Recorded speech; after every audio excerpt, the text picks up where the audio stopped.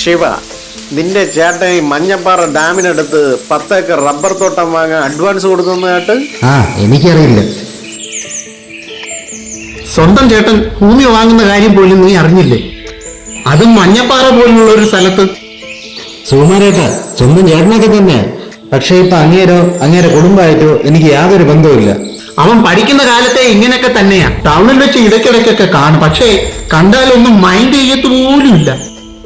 ഞാൻ വീട്ടിൽ നിന്ന് മാറിക്കൊടുക്കണമെന്ന് പറഞ്ഞ് കഴിഞ്ഞ ആഴ്ചയും കൂടി വന്ന് ബഹളം ഉണ്ടാക്കിയിട്ട് പോയി.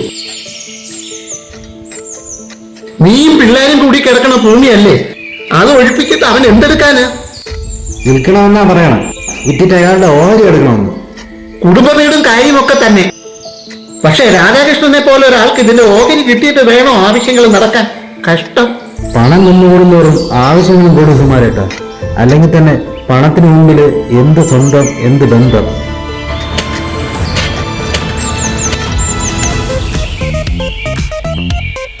നീ എവിടെയാ? ഓ ശരി. ഞാൻ അടുത്ത ആഴ്ച ബാംഗ്ലൂർ വരികയാ. നമുക്ക് അവിടെ വെച്ച് കാണാം. ഞാൻ അന്ന് പറഞ്ഞ ഫ്ലാറ്റിന്റെ കാര്യത്തിന് വേണ്ടി.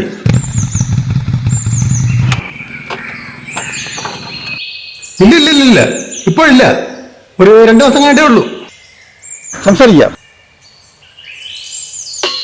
അന്നത്തെ ടൂറിസം മന്ത്രി ഉറപ്പ് പറഞ്ഞ കാര്യമല്ലേ, അതിനിടയ്ക്കാണ് സർക്കാർ മാറിയത്. പിന്നെ മേനോൻ അറിയാമല്ലോ, എല്ലാ പാർട്ടിയിലും നമുക്കൊരു പിടിയുണ്ടെന്ന്. ഞാനല്ലേ പറയുന്നത്, ധൈര്യമായിട്ട്. ഓക്കെ.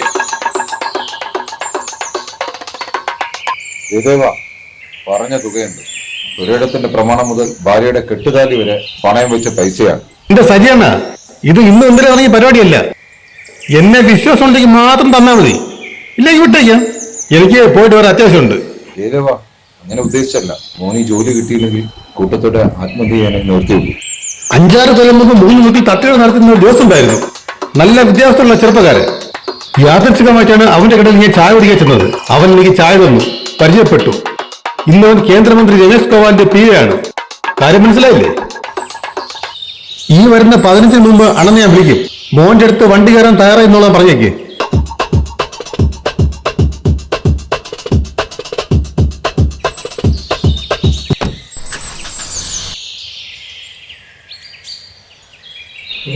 അടമുടിയായിട്ട് കയറി കിടക്കുകയാണെന്നേ പലവട്ടം പറഞ്ഞു, കേൾക്കുന്നില്ല. ഇനിയിപ്പോ കോടതിയിൽ ഞാനൊരു കേസ് ഫയൽ ചെയ്യണം. എന്താന്ന് വെച്ചാൽ ഞാനൊന്ന് കാണാം. ശരി, ഓക്കെ. അവനും പിള്ളേരും ഇവിടെ കിടന്നോട്ടെ. എന്തിനാ ഇപ്പോ വെപ്രളപ്പെട്ടവരെ ഒഴിപ്പിക്കുന്നേ? എന്തിനാ ഒഴിപ്പിക്കുന്നോ? എടി, അവൻ കയറി കിടക്കുന്ന എന്റെയും കൂടി ഷെയറിലാ. ഒന്നുകിൽ എന്റെ ഓഹരിയുടെ വില തരണം, അല്ലെങ്കിൽ അത് 2 ആയിട്ട് ഭാഗിക്കണം. ഇത് എത്ര കാലമാണ് ഞാൻ അവനോട് പറയുന്നതാ? ഓഹരിയുടെ വില തരണമെന്ന് പറഞ്ഞാൽ അവന്റെ ഈ പണം വേണ്ടേ? പണം തരാൻ കഴിവില്ലാത്ത കൊണ്ടാണ് വിൽക്കാൻ പറയുന്നത്. അവന്റെ ഓഹരിയുടെ വില കൊടുക്കാം, ഒഴിഞ്ഞു മാറാൻ പറഞ്ഞിട്ട് അതും കേൾക്കുന്നില്ല. നമുക്ക് കഴിഞ്ഞുകൂടാനുള്ള വക നമ്മൾ ആഗ്രഹിക്കുന്നതിലും ഏറെ ദൈവം നമുക്ക് തന്നിട്ടുണ്ടല്ലോ. എന്തിനാ വീണ്ടും അത്യാഗ്രഹം കാണിക്കുന്നേ? അവനും പിള്ളേരും ആ വീട്ടിൽ കിടന്നോട്ടെ. ഒന്നുമില്ലെങ്കിലും സ്വന്തം അനിയനല്ലേ. അത്യാഗ്രഹം കാണിക്കുമടി. എനിക്ക് പണമാ വലുത്. പണത്തിന് മുന്നിൽ അനിയനും ചേട്ടനും അങ്ങനെ ഒന്നുമില്ല. നീ ആണെങ്കിൽ പോലും.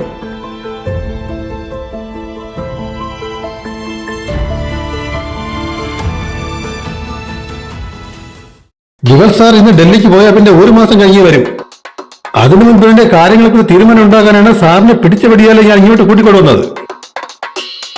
ഡൽഹിയിൽ നിന്ന് നേരെ ദുബായിലോട്ട്. അടുത്ത മാസം തന്നെ തിരികെ എത്താനാ പ്ലാൻ. പക്ഷേ നടക്കുമോ എന്നറിയില്ല. ദുബായിൽ ചെന്നിട്ട് എന്താ പരിപാടി? പ്രീമിയം വെഹിക്കിൾസിന്റെ ബോഡി നിർമ്മാണ യൂണിറ്റിന്റെ ഉദ്ഘാടനം. സംഭവം നമ്മുടെ തന്നെയാ. ഒരു മിനിറ്റ്. சொல்லுங்க ராமசாமி. நான் இப்ப கேரளாவில, சாயங்காலம் டெல்லிக்கு, அதுக்கப்புறம் துபாய்க்கு. வேற ஒன்றும் இல்ல, ஒரு சின்ன உட்காடனம். ஆமா, நம்ம ப்ராஜெக்ட் தான். அதுதான் 8 CR ഉടനെ എടുക്കുമെന്ന് പറഞ്ഞ എങ്ങനെയാ ചെയ്തേവാ? രാധാകൃഷ്ണൻ സാറേ, ചെന്നൈയിലും ബാംഗ്ലൂരുമൊക്കെ ഇതിന്റെ ഇരട്ടിപ്പണം ഇൻവെസ്റ്റ് ചെയ്യാൻ ആളുണ്ട്. പക്ഷെ വിമൽ സാറിന് താല്പര്യമില്ല. എല്ലാം കള്ളപ്പണമെന്നാണ് സാറ് പറയുന്നത്. പിന്നീട് പുലിവാല് പിടിക്കണ്ടല്ലെന്ന് വിചാരിച്ചാണ് അങ്ങേര് അതിൽ നിന്ന് ചെന്ന് തലയിടാത്തത്. ഹോട്ടലും സൂപ്പർ മാർക്കറ്റും കൊടുത്താൽ തന്നെ ഒരു 5-6 കിട്ടും. ബാക്കി എങ്ങനെ ഒപ്പിക്കും ചെയ്തേവാ? ഈ വീട് ആരുടെ പേരില്ല? വീട് എന്റെ പേരല്ല. പുറത്തു കിടക്കുന്ന കാറ് അതും എന്റെ പേരല്ല. ഇത് രണ്ടും കൂടി അങ്ങ് തട്ടണം. ഫാമിലി മൊത്തം താമസിക്കുന്ന ഈ വീട് ജയദേവാ. തൽക്കാലത്തേക്ക് ഒരു വാടക വീട്ടിലേക്ക് സാർ മാറണം. ഒരു 6 മാസത്തെ കാര്യമേ ഉള്ളൂ. അപ്പോഴേക്കും ഒരു ഉഗ്രൻ ഫ്ലാറ്റ് വില്ലയോ സിറ്റി തന്നെ നമുക്ക് വാങ്ങാം. ഇന്ത്യൻ വേസ്റ്റുമായി ഇപ്പോൾ തന്നെ ഏകദേശം 500ഓളം ഓഫീസിലുള്ള ഒരു വമ്പൻ പ്രോജക്റ്റിലേക്കാണ് സാർ ഇൻവെസ്റ്റ് ചെയ്യുന്നതെന്ന് ഓർമ്മ വേണം.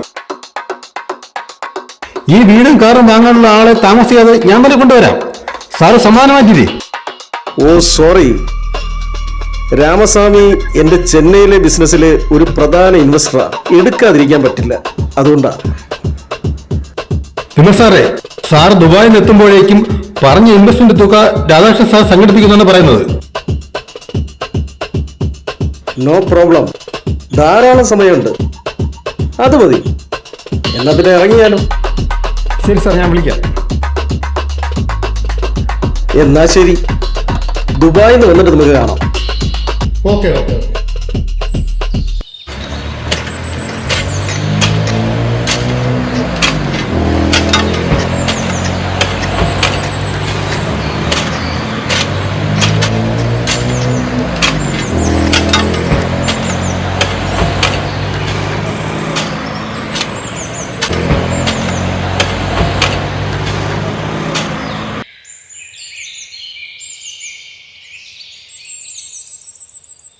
നിന്റെ ചിരി കാണാനല്ല ഞാൻ ഇവിടെ വന്നത്.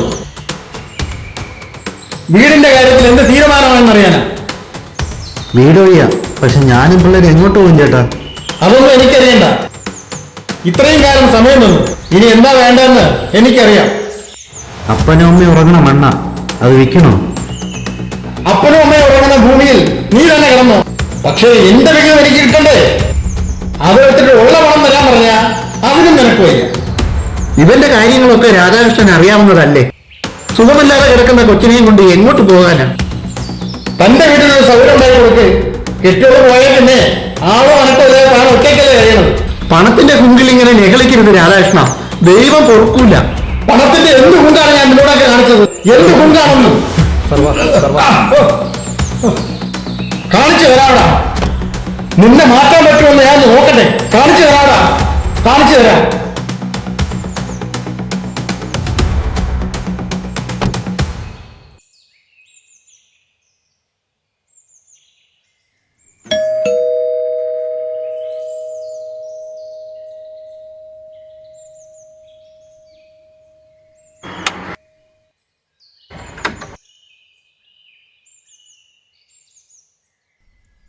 രാധേട്ടനൊന്ന് നിന്നെ.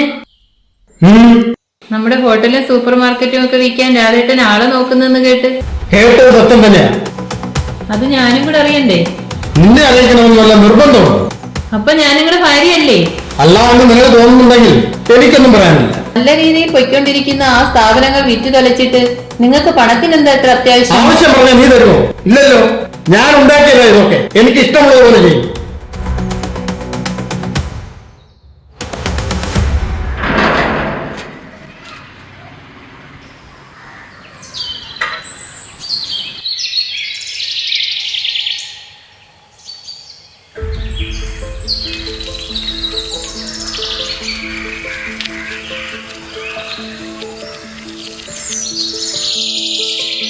ആ, നീ നേരത്തെ വന്നായിരുന്നോ?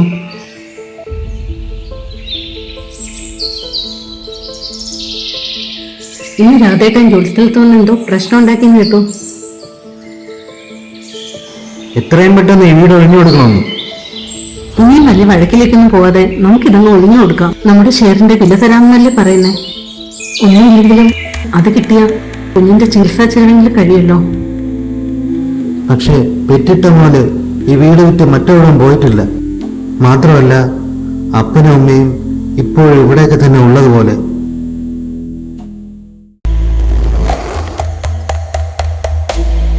ഹോട്ടൽ വിറ്റു, നല്ല രീതിയിൽ പോയിരുന്ന സൂപ്പർ മാർക്കറ്റ് വിറ്റു, വീട് വിറ്റു, കാർ വിറ്റു. ഇതിന്റെ ഒക്കെ പേരിൽ ഭാര്യ പിണങ്ങി വീട് വിട്ടുപോയി. ഇനി എന്റെ ജീവിതത്തിൽ ഈ പണമില്ലാതെ വേറൊന്നും തന്നെ ബാക്കിയില്ല. എന്തിനാ വിഷമിക്കുന്ന രാധാകൃഷ്ണ സാറേ? കൂടിയ 3 മാസം, അതിനുള്ളിൽ എല്ലാം നമുക്ക് തിരികെ പിടിക്കാമല്ലോ. എന്നാ ശരി, ഉടൻ തന്നെ എല്ലാം ശരിയാക്കിയിട്ട് സാറിനെ ഞാൻ വിളിക്കാം.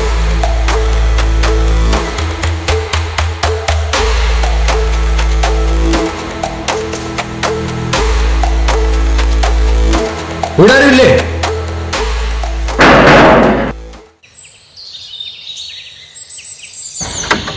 ഇവിടെ ആരും ഇല്ലേന്ന്?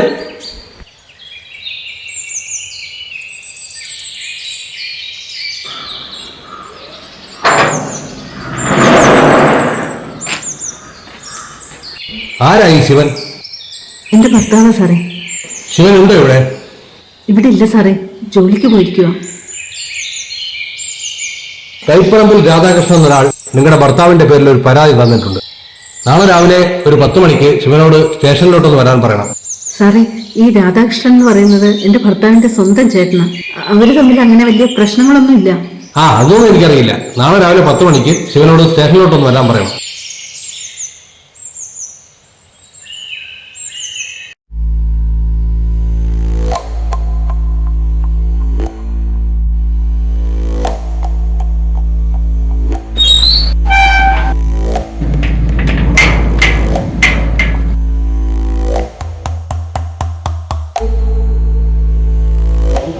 മൂന്ന് ദിവസമായി ഞാൻ ജയിലവരെ വിളിക്കുക, ഫോൺ എടുക്കുന്നില്ല. അതും രാധാകൃഷ്ണൻ സാറേ, ഞാൻ 2 ദിവസം നല്ല തിരക്കിലായിരുന്നു. എന്ത് തിരക്ക്? ആ വിമലിന്റെ ഫോൺ സ്വിച്ച് ഓഫാ. അവര് നീ പറഞ്ഞിട്ട് ഞാൻ കൊടുത്തിരിക്കുന്നതേ 1ഉം 2ഉമല്ല, 7 കോടിയാ. 7 കോടി. ഞാൻ 3 ദിവസം വിളിക്കുന്നു സാർ, കിട്ടുന്നില്ല. അയാൾ എവിടുന്ന് ഒരു പിടുത്തമില്ല. അയാളുടെ ദുബൈയിലെ ഓഫീസിലേക്ക് ഒന്ന് വിളിച്ചു നോക്ക്. വിളിച്ചു നോക്കി, ആ നമ്പർ ഇപ്പൊ നിലവില്ലെന്നാ പറയുന്നത്. ചെന്നൈയിലോ? ഈ ചെന്നൈയിലൊക്കെ ഇപ്പൊ ഓഫീസിലൊന്നും ആർക്കറിയാം. ജയിലറ, നീ എന്തൊക്കെയായി പറയുന്നത്? നീ ഒറ്റ കാരണമാണ് ഞാൻ പണം ഇൻവെസ്റ്റ് ചെയ്തത്. ഇന്ന് വൈകുന്നേരത്തിനകം ജയിലറ വിമലിനെ എനിക്ക് കിട്ടിയിരിക്കണം. ഇല്ലെങ്കിൽ നിന്നെ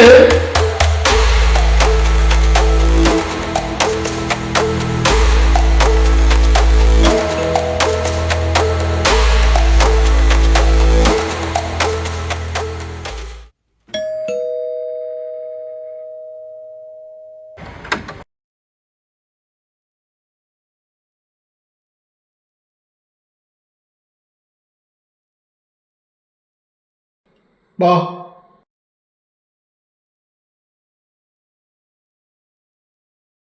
ചേട്ടാ, ഞാൻ വീട് വഴിയാ. കളിച്ച് വളർന്ന വീട്, പിന്നെ അച്ഛൻ്റെ അമ്മയുടെ ഓർമ്മകൾ തങ്ങിയിരിക്കണ ഓരോ മുക്കും മൂലയും, ഇതൊക്കെ കൊണ്ടാ മാറാതിരുന്നത്. ഇനി അതൊക്കെ ആലോചിച്ചുകൊണ്ടിരുന്ന ഒരു മാറ്റമൊക്കെ വേണ്ടേ? കഴിയുന്നതും ഈ ആഴ്ച തന്നെ ഒഴിയാം. എന്നാ ചേട്ടാ, എന്തു പറ്റി? തെറ്റുപറ്റിയടാ എനിക്ക്. തെറ്റുപറ്റി. പണമാണ് എല്ലാത്തിനും വലുതെന്ന് ഞാൻ കരുതി. അതിന്റെ പേരിൽ നിന്നെപ്പോലും ഞാൻ ഒരുപാട് ദ്രോഹിച്ചു. ഇനിയിപ്പോ എനിക്കാരില്ല. എന്റെ അത്യാഗ്രഹം മൂലം എന്റെ കരുതലൊക്കെ പോയി. ഇനി എനിക്ക് ജീവിക്കാൻ